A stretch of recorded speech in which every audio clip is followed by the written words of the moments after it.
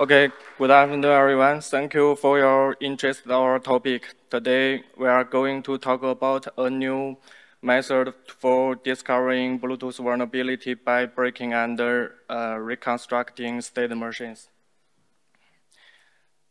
Let me introduce today's speakers. We are from Southgrad, a company about network particle fuzzing products. I'm the CSO at Southgrad. My main research focus on fuzzing technologies and vulnerability discovery in communication protocols. Wang Xiao is a senior security researcher. He mainly works on Bluetooth and Wi-Fi protocol vulnerabilities and exploit. Dongkun is a CEO at Southgrad. His main interest is in AI security and chip driver security. Today, we'll talk about the three main parts. Firstly, Bluetooth protocols stack and state machine analysis. Secondly, why traditional Bluetooth theory fuzzing is no longer enough. Finally, our new method discovering vulnerability by breaking the state machine. Let's move on the first second, Bluetooth protocol stack and state machine analysis. Bluetooth technology is used in our kinds of smart devices. It has many smaller particles inside, like L2 cap, SDP, AVRCP, and A2DP, and that's for classic Bluetooth, not including BLE. Each one has its own job. For example, OBEX is used when we send files between phones, whereas ARM phones use HSP or HFP. In-car Bluetooth music use A2DP and AVRCP. One device often needs to use several of these together to make things work. Because Bluetooth is used almost everywhere, the team behind is updated the protocol very often. Also, since Bluetooth is a wireless technology, it can be attacked from a distance, which makes security even more important. The Bluetooth stack is built on top of the HCI layer.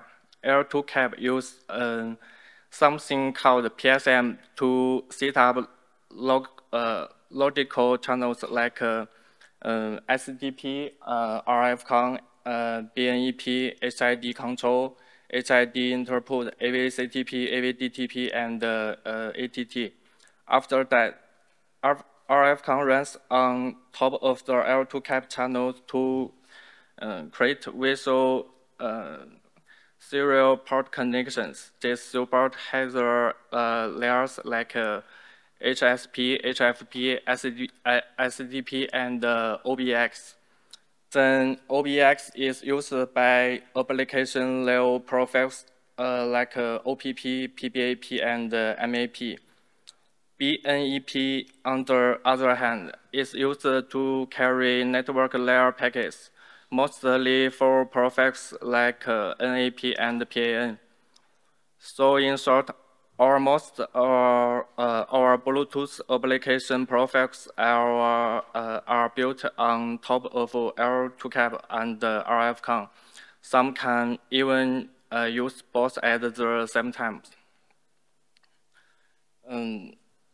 Now let's move on to the second section, where we review traditional method for finding Bluetooth vulnerabilities.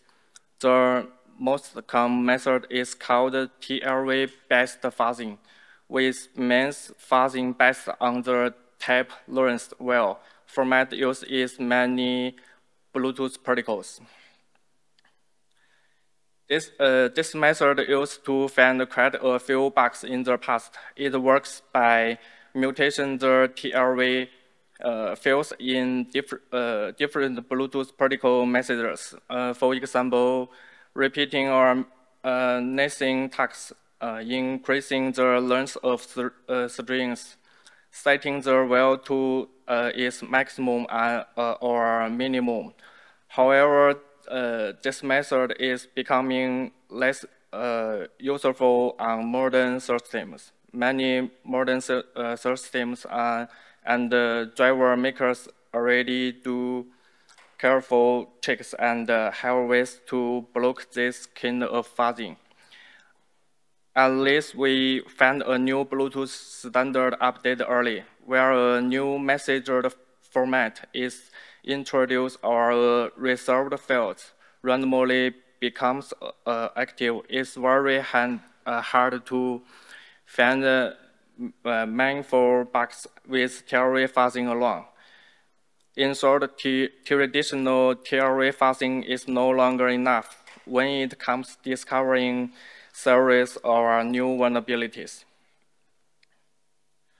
We will look into why traditional theory fuzzing doesn't work well to find new issues, and we believe there are 4 key reasons.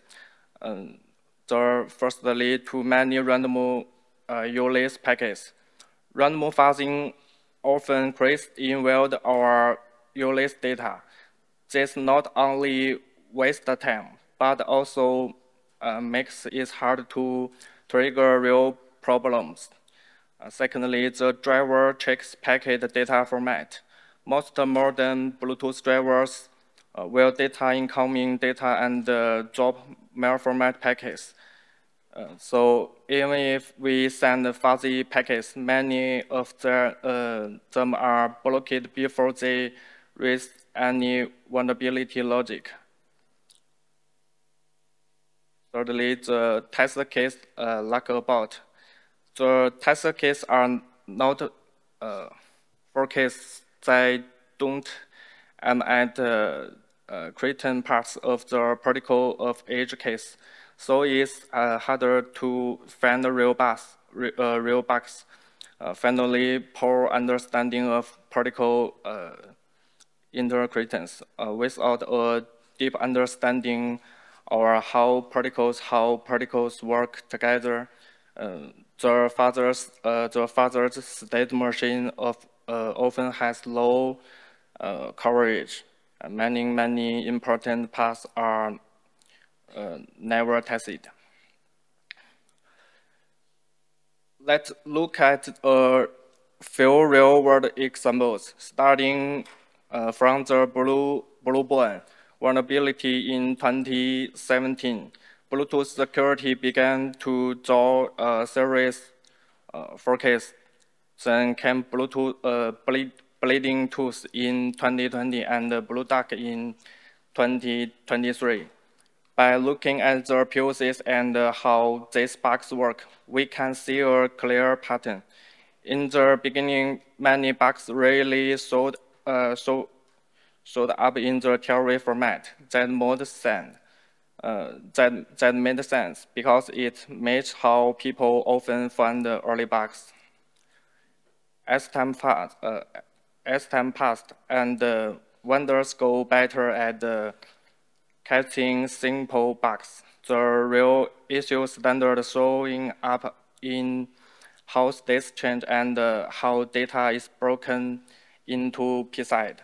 It's not just about missing with theory fields anymore. In other words, modifying theory alone is not enough to uncover deep, high magic bugs anywhere.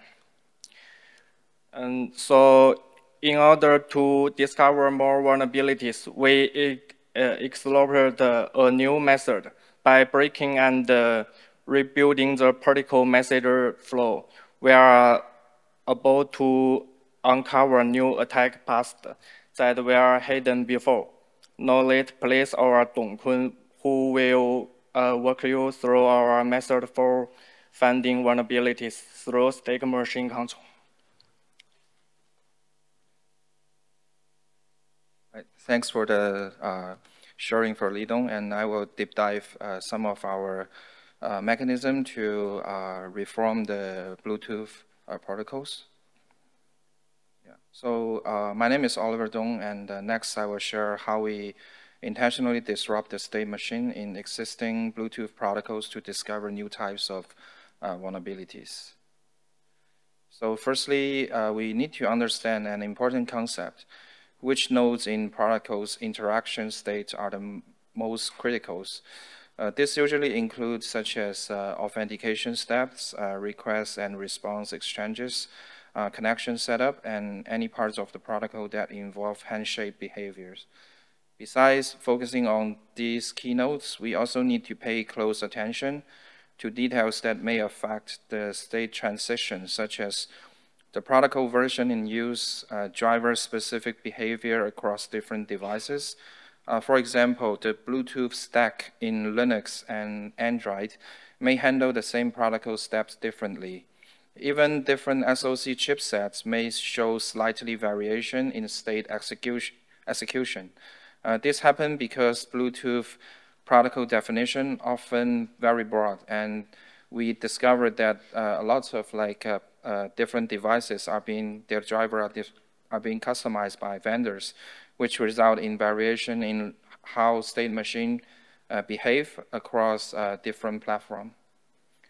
Let me walk you through how an L2 cap, for example, connection is established and drawn down. So firstly, the main device sends a concept request over the ACL link, telling the slave device which service it wants to use. This is done using a PSM value, and it is also provides channel identifier or CIDs. Next, the slave device receives the request, checks whether the request service is available, and if everyone looks good, it relies within its own channel ID, which set up an initial connection. Then both sides go through a channel configuration phase, where they negotiate setting like MTO size and quality of the service parameters. Once both sides agree, the channel is still considered fully established, and then they are ready to exchange data. Finally, when communication is done, the master sends a disconnection request, the slave confirms, and then the channel is closed with all resource and cleanup. And earlier, we went through the basic L2 cap connection flow. Now there's another important point to highlight. Each protocol is made up of many different message types. For example, in L2 cap, we have message, the echo request, connection request, and configuration request, among others. Let's take configure request as an example. Our idea was we initiate a normal configuration request, and after receiving a valid response from the remote device, we intentionally do not proceed to the next step. Instead, we rapidly send many more configuration request message. For instance, we include MTO parameters in each configured request. So from the remote device perspective, it's like we are repeatedly negotiating MTO setting over and over again. These techniques allowed us to test whether the target device is vulnerable to resource exhaustion or even protocol stack crashes. We run this proof of concept on a smartphone and confirm that this device was affected. And I will show you a demo for. So in the Bluetooth protocol, some submessage from certain protocol can actually be sent without pairing, so they can reach the target device directly. Of course, you can also achieve this by modifying the BlueZ source code to bypass the pairing checks. In our tests and POCs, we found that when we send a carefully crafted malformed L2 cap packet, the tested phone immediately triggers a crash at the driver level. This caused the entire system to crash, not just only the Bluetooth service. So on the other hand, I will also bring an example of the AVRCP protocol. So AVRCP is mainly used to control media playback, and one of its key features is the AVRCP browsing channel. Before using it, we need to query the target device using SDP, which is called a service discovery protocol, to check if it supports the browsing feature. The AVRCP browsing channel relies on underlying Bluetooth connections. First, an A2DP, which is called an Advanced Audio Distribution Profile connection, is established for audio streaming, and then AVCTP, which is called an Audio or Video Control Transport Protocol channel, is set up for basic control functions. This connection needs to be monitoring regularly to ensure they stay alive. If the channel is idle for too long, the device might automatically close the browsing channel. It is important to note that each Bluetooth profile uses different logic channel depending on functions they perform, so each feature or service might run on a separate protocol channel. Now let's see the AVRCP browsing channel to show another example of a typical attack. Based on the earlier AVRCP interaction process, we know that the browsing channel regularly checks its connection status to ensure the link is still active. Our attack method takes advantage of this behavior.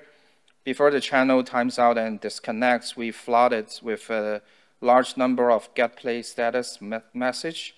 By sending this request to a high rate, especially right before the timeout threshold, we aim to exhaust the system resource and overload the protocol stack.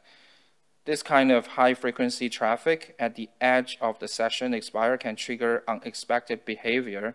In our test case, it's led to a system crash. We successfully verified this proof of concept on certain like automotive IVI and produce exactly the same result when we are expecting. So this is Volkswagen Automotive, and we tested on this actual IVI. So in our test, we find out that without any physical contact or user interaction, as long as the target IVI system has Bluetooth turned on, we can send a carefully crafted payload to cause the entire in-car entertainment system to crash. What's more, as long as we stay within the Bluetooth range and keep sending the payload continuously, we can cause the car central control system to crash rapidly, even while the car is running. Yeah. And now we take a look at RFCOM, which is also a very important protocols, such as L2CAP. So studying RFCOM is essential for understanding deeper Bluetooth behavior and vulnerabilities. Here is a quick overview of the core RFCOM connection flow. RFCOM frames are carried inside of the payload of the L2CAP packet. So before RFCOM can connect, an L2CAP connection must be established. First, RFCOM uses a reserved PSM, which is called Protocol Service Multiplier, value as 0x003 as defined in the Bluetooth core spec. Any L2CAP like frame with this PSM will be handed over to RFCOM for processing. The first frame sent by the initiator is SABM, which is called a set asynchronized balance mode frame. This starts the RFCOM connection. If the responders RFCOM is active, it enters asynchronized balance mode and relies within a UA, which is called unnumbered acknowledge frame. Once the connection with DLCI equal to 0 is established, it becomes RFCOM signaling channel. To actually transfer user data, additionally, RFCOM channels needs to be set up. A second RFCOM channel is then used for data transfer. This can either start transmitting data immediately or begin with a parameter negotiation comment and response to configure the connection. So the last two steps include user data also needs to include the modern status comments, which are used to communicate control signals. And to close the connection, we need to send a disconnect comment. When the last data link is closed, disconnect should be sent on DLCI equal to 0 to terminate the multiplier.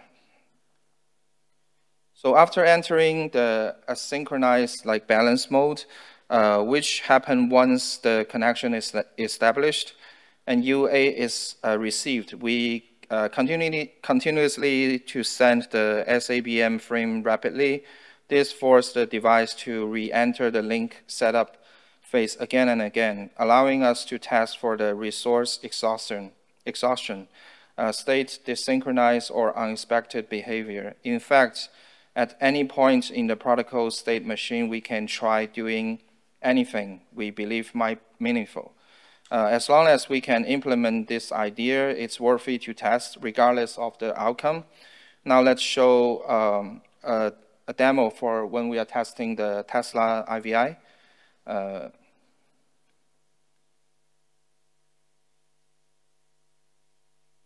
So when we sent out our craft Bluetooth packet to the Tesla system, we find out that it caused the Bluetooth module to enter an endless reset loop.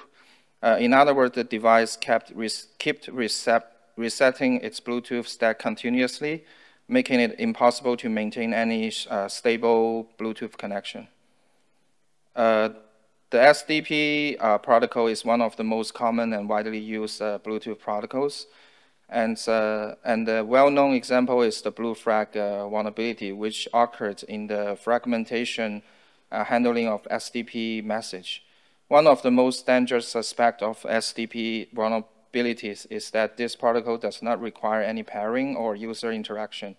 That means the attacker can interact with a target device completely silently as long as the Bluetooth is alive. Here is how a basic SDP interaction works. SDP runs on top of the L2 cap using a fixed PSM value, which is 0x001, which is reserved for SDP.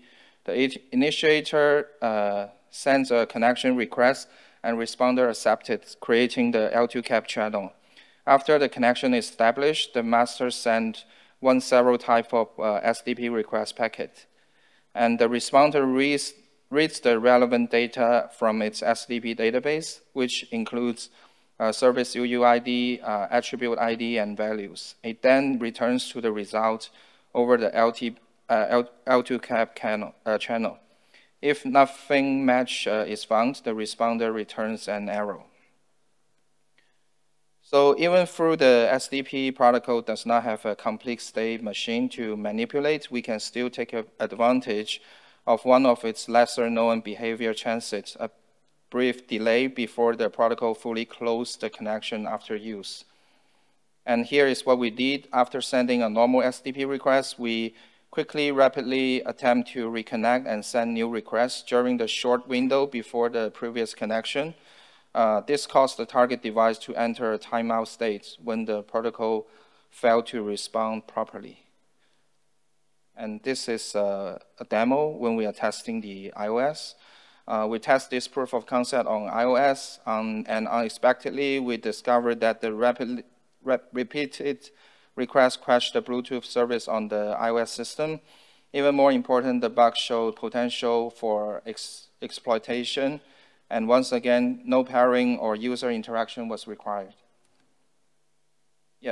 That wraps up our sharing on how to break state machine across several common Bluetooth protocols. Using this technique, we have been able to discover many remote vulnerabilities ranging from DOS, memory overflow, and out-of-bound access.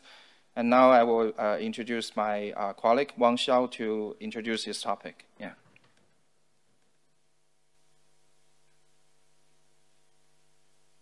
Hello everyone, I'm Wang Xiao. A colleague earlier explained the founding vulnerabilities by breaking protocol station machines. Now, I discuss the factors that could affect the station machine, pass ahead and some founding from the SSP protocol. Let's begin with COD, or class of devices. It shows what type of Bluetooth device you have. For example, when an Android phone scans UC icons like a phone or handles behind bets on COD, we asked if we twins our devices COD, don't it change how others respond?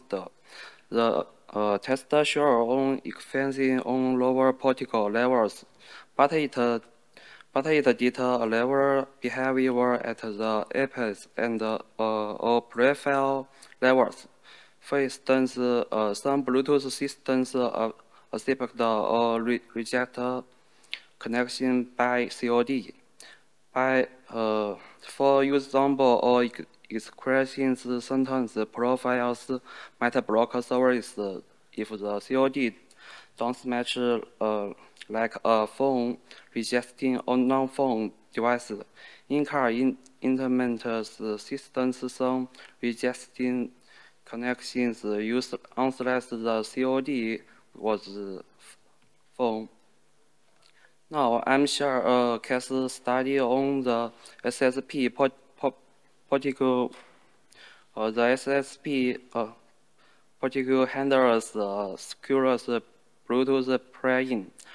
Here's a simple version of its float.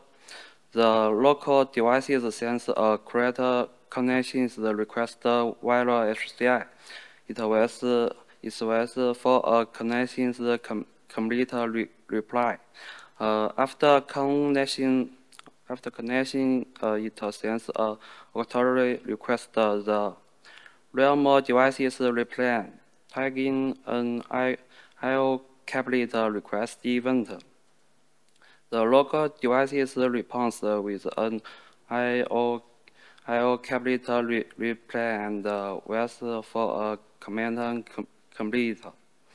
The remote devices sends an IO caplet response, then a user confirmation request. The local devices replies to the user confirmation and waits for its command complete. Finally, it gets a single pairing computer event. We test setting the user confirmation reply to some before getting the user confirmation request. This changes it. The remote devices handles out of order stations popular. Sometimes it casts issues like denial of resource less conditional staging machines mismatches. Let's watch a demo.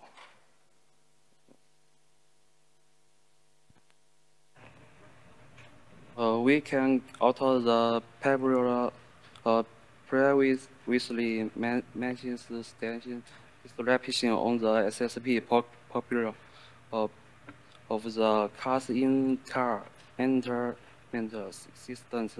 As a result, the system immediately rejects playing with a standard device and can't be defined. The file will need to be reinstalled to get it working again.